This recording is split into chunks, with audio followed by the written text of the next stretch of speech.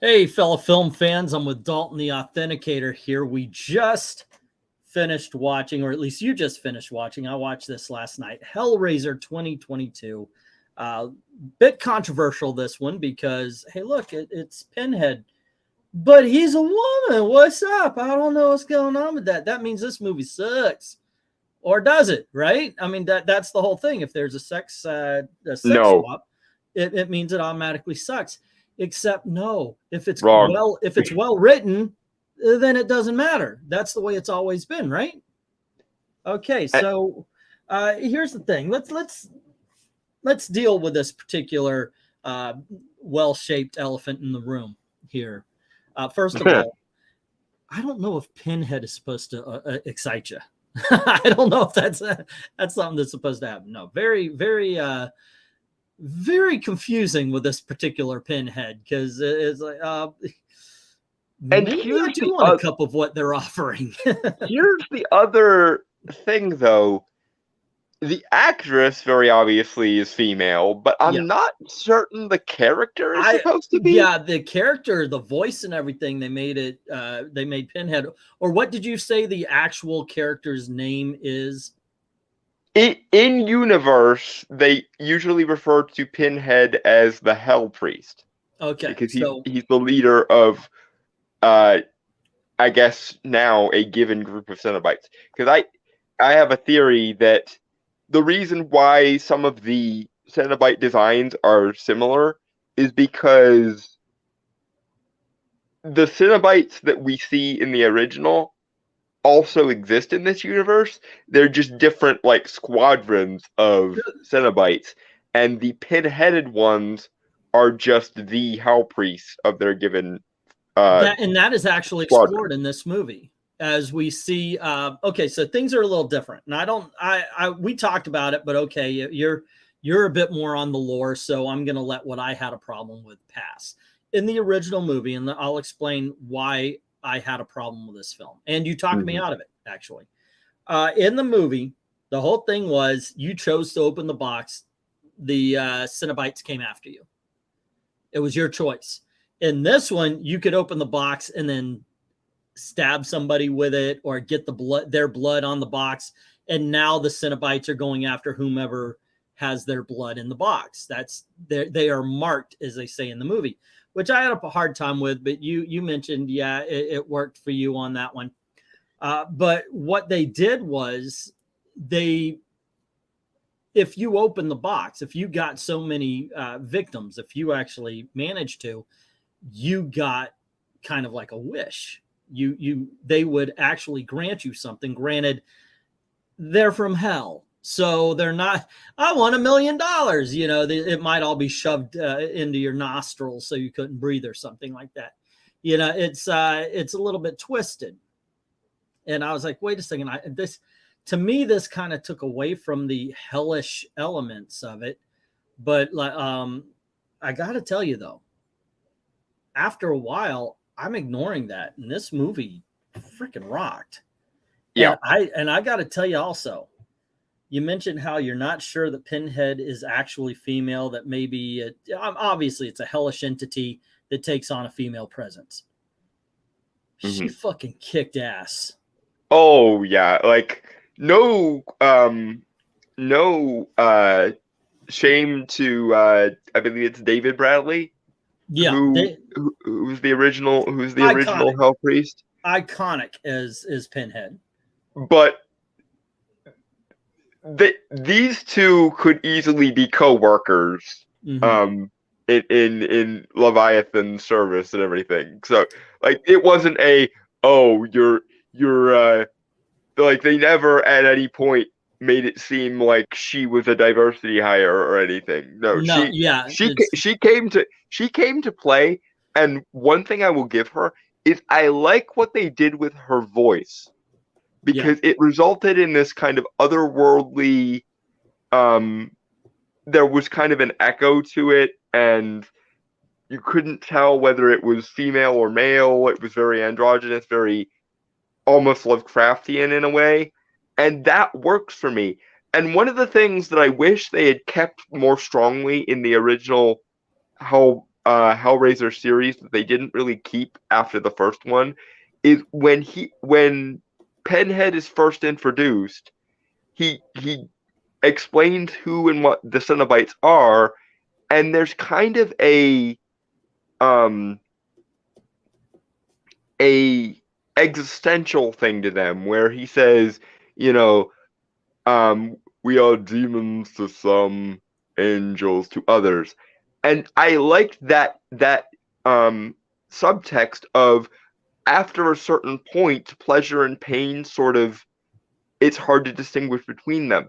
I liked that aspect, that kind of existential. It's not a we are hell aspect. It's a we are from another dimension that doesn't really play by mortal rules aspect. And they kind of drop it slowly after the first one. They sort of brought it back, although because of the wish aspect in the new one, it is more, strictly speaking, hellish. Like it is a stereotypical deal with the devil in some ways, but it should be, by the way, about hell. I mean, it's in the freaking title. Don't give me other dimension. Hell. We want it to be hell. That's where we want it to be from. This one, once again, they get the box. This girl gets a box, and immediately her brother's cut, and there's a little play out, and he ends up getting taken by the Cenobites. And so she is going to find help. How can we get him back? We got to get him back. And slowly and surely it plays out. In all honesty, at first I didn't like that. This is a movie, in all honesty, I did not like at the beginning. I was like, are you freaking kidding me? They're making Hellraiser a serial killer film, which is kind of here are the teenage victims. We're going to knock them off one at a time before we get to the main character. And it was that's very different than what we saw in the original film. I thought the original film, by the way, was good. I thought it was a slow mover. It was a slow burn that actually built up to something. This is kind of the same way as it does its thing. Like when it's doing the serial killer bit, I'm actually thinking, okay, that's interesting. That's good. That's good. But when it's done with that and, okay, now it's time to face the Cenobites and all, that's when I was like, okay, we're here now. And it really does just amp up to the point where we are in this room now, as Bill Burr would say. It finished very strong. So ultimately, I did like this. I did like the Cenobites. There's another one played by some Asian actress who I think could have done this very well also. I got to tell you, the actress, I don't know what her name was. I don't know what her Cenobite name was. But she played it in a way that makes me think that if she's got a boyfriend at home, he's in trouble. Because I don't know if she's dropping this character. I mean, she was in it. She was in this role. And it just looked like she was having way too much fun torturing and killing people. You can't watch the Hellraiser franchise without thinking some odd, kinky things sometimes. Sometimes, yeah. But this is just how the game is played, folks. Once again, it's like, I don't think I'm supposed to be finding her attractive. Her throat's ripped out. Why am I? Yeah. As the old saying goes, demons to some, angels to others. Well, you know, my eyes are saying, here's a demon with her throat ripped out, killing people, and my brain is saying, yeah, that's makeup. All right. And thus, Eglinton got himself a lament configuration and went with the sensation pact, and then we never saw him again. Is there just one that'll get me to that girl's? Yeah. No, but it was sensation, man. I'm telling you.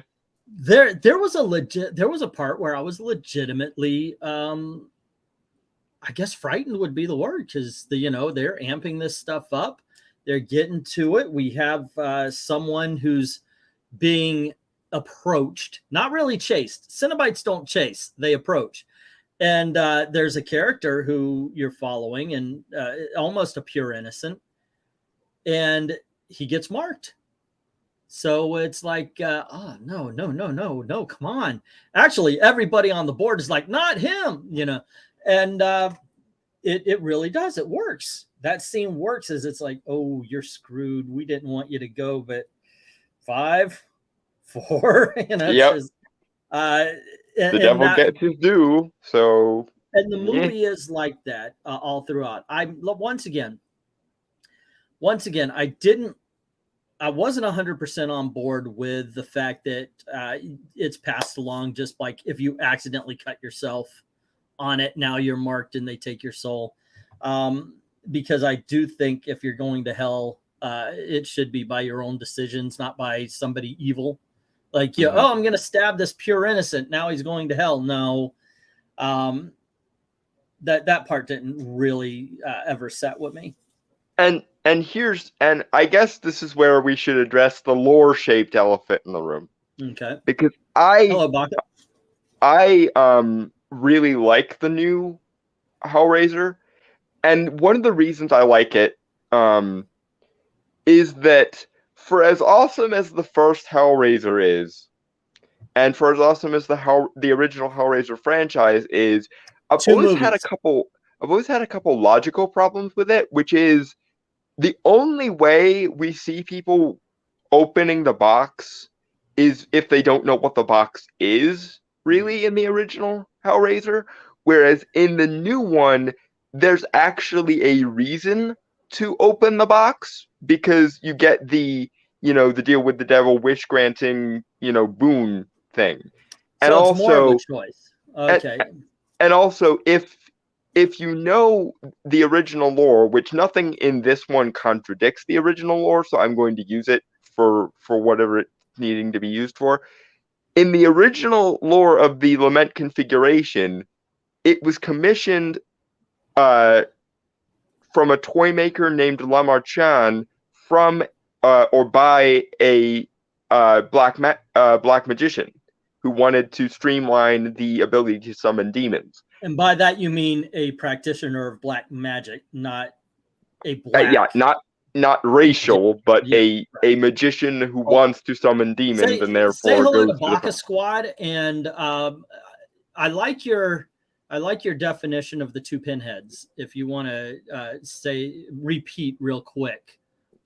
Yeah, my relationship between. Yeah, I actually, my headcanon with regards to this movie is not that it contradicts the original canon, but that groups of Cenobites are essentially segregated into squadrons or factions, and that each squadron gets a Chatterer, or each squadron gets a Deep Throat, or each squadron gets a Hell Priest, which is the pen-headed ones, and all of the pen-headed ones, it's like a rank where the pen-headed ones are designed to be the leaders.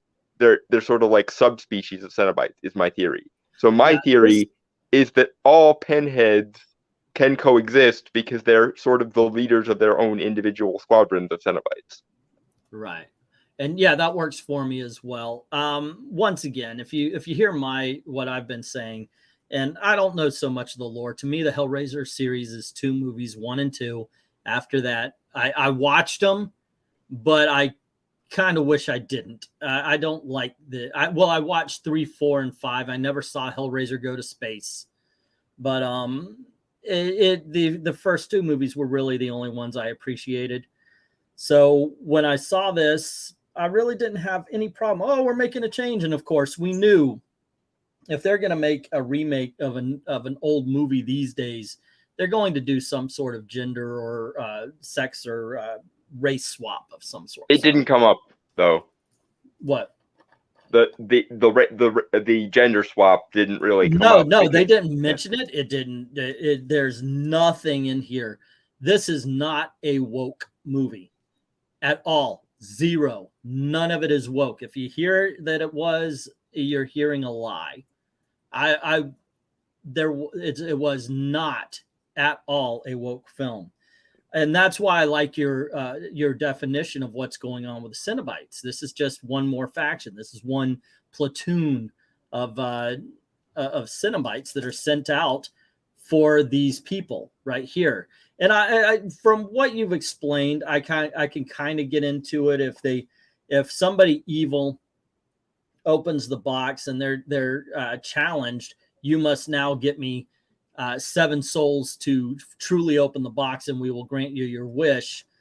okay, I could see why the innocents would go down at their being fed to the box. And they mentioned that quite a few times. You need to feed the box, that, you know.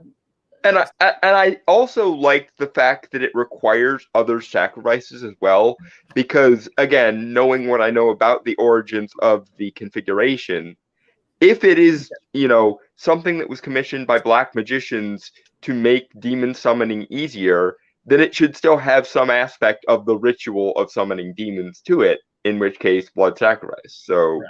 It worked for me. Okay, we need to go through some things because I'd like to start making these reviews only 20 minutes or so. We gotta go through some things. What'd you think about the acting? I liked it for the most part. It wasn't perfect, mind you, but the teenagers kind of but you know what? I'm gonna give A+ to this. Everybody who was in a Cenobite outfit just seemed like they were having a glorious goddamn time. And again, the main hell priest there, she was killing it. She kills it, man. Seriously, I'm fine. Look, there was one line that was from the older film that I think I prefer Bradley's version of it. She goes, "We have such sights to show you," which the way she said it wasn't bad. If I heard that first, I would have liked her version. But Doug Bradley, right? Yeah. Doug Bradley. Sorry, Doug Bradley I think I said Richard Bradley read earlier, it in such a Doug way Bradley. It was like, oh, you're for life. Yeah, instantly iconic, instantly movie-defining phrase. No point in time did I hear her. I might have stepped out for that one, but at no point in time did I hear her say the iconic line of "We'll tear your soul apart." There were 3 lines I was expecting to show up in this movie. That one, "We have such sights to show you," and somebody had to have gone, "Jesus wept." But I didn't hear that. I was expecting the demons to some angels to others line at some point. Right. Which we didn't get, but this the atmosphere. I also want to talk about the atmosphere. I guess we might go over our 20-minute mark here. Like I said at the very beginning, I think this was more slasher film.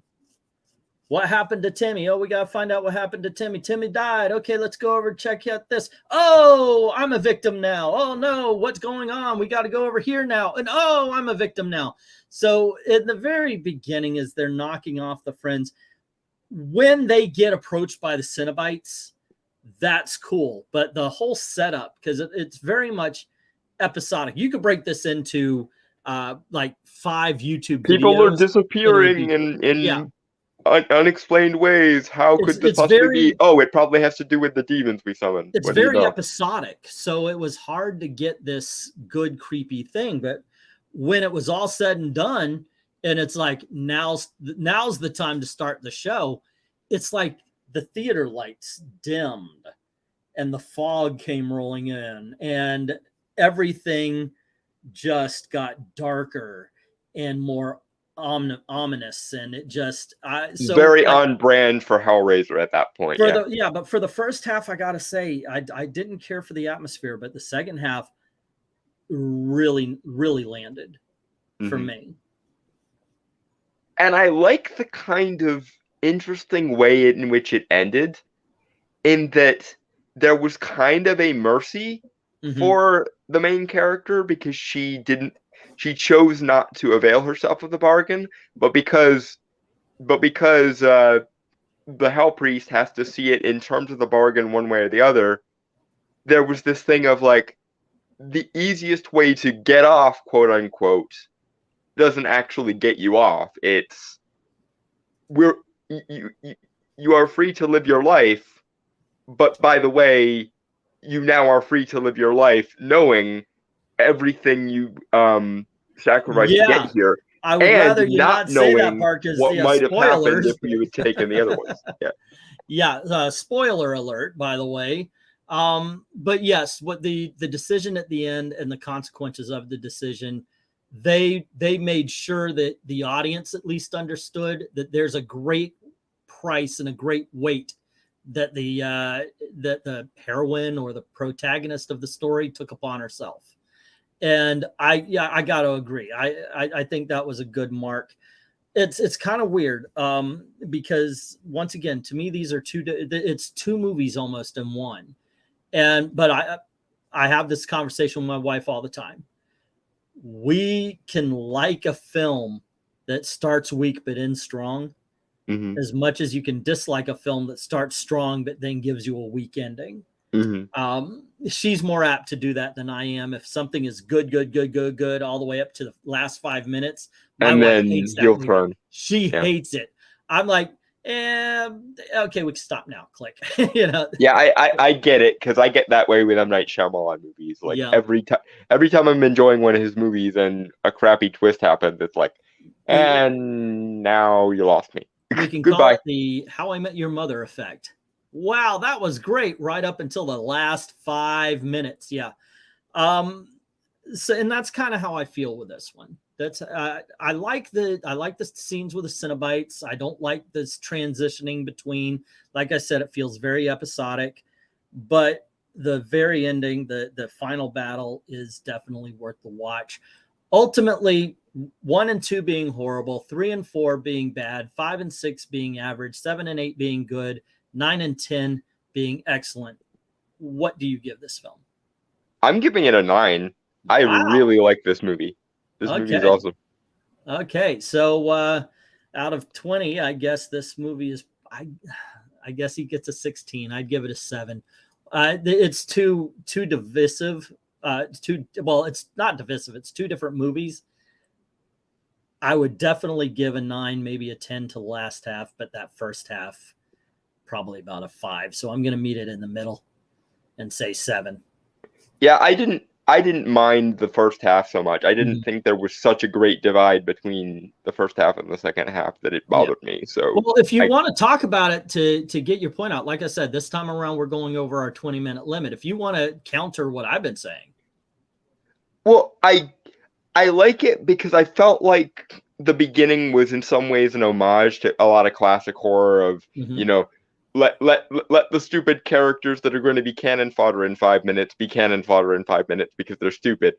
And also the fact that them being kind of superfluous and kind of cannon fodder is part of what comes back to haunt the main character, because she's kind of looking at it like the audience of like, you annoy me, so you die. You annoy me, so you die, and so on. And then at the end, it's like, well, shit, I still killed 6 people, didn't I? Damn. Yeah. Baka's asking, so you're saying it's better than Halloween Kills? I have not seen that yet. I have. Although I feel safe in assuming so. It is. I watched Halloween Kills once in the theater with my wife.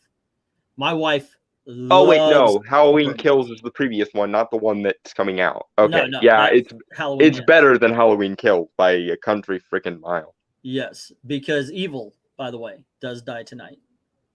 Yeah, Halloween Kills, not my favorite Halloween film. Not the worst. That still belongs to Resurrection. It's nowhere near as good as the first one in that trilogy, though.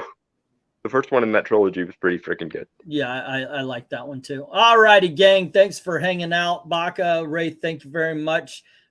Please let us know what you think of Hellraiser. Did you agree or disagree with any of the things that we said? Let us know in the comments below.